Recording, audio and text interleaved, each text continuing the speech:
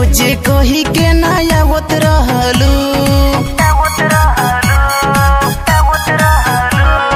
हमरा से मिल के कहत रहलू, रोजे रोजे कही के ना आवत रहलू। आई गईलू तो जानी छोड़ के जईबू तना, आई गईलू तो जानी छोड़ के जईबू तना। मिले अइलू हजाने चुमा देबू की ना, प्यारी कइलू हजाने चुमा देबू की ना।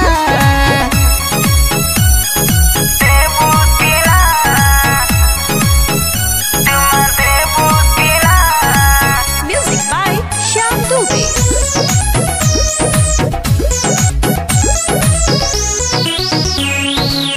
दूरी जनी रह रानी सत तुम पासी हो, पेन्हलू दरेसी ऐसा लागतलू खासी हो। दूरी जनी रह रानी सत तुम पासी हो, पेन्हलू दरेसी ऐसा लागतलू खास। केयर करो जाने अपना भाई बाबू के ना, केयर करो जाने अपना भाई बाबू के ना। मिले अइलू हजाने चुमा देबू की ना, प्यारी कइलू हजाने चुमा देबू की ना।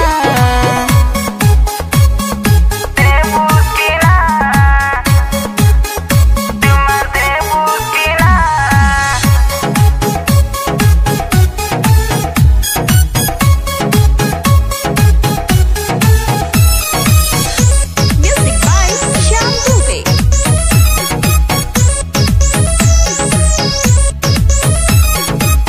जाना तनी जाने कुछु चाहतलू, बेरी बेरी अखिया में झाकतलू।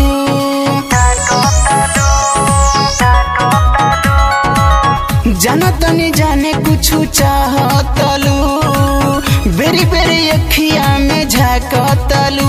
जे की देवानंद दीपू के भूलई तना, जे की देवानंद दीपू के भूलई तना।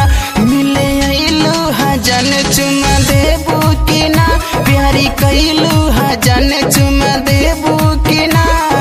हमरा से मिल के कहत रहलू, रोजे रोजे कही के ना आवत रहलू।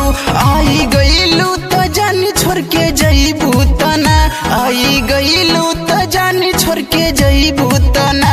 मिले अइलू हजाने चुमा देबू की ना, प्यारी कइलू हजाने चुमा देबू की ना।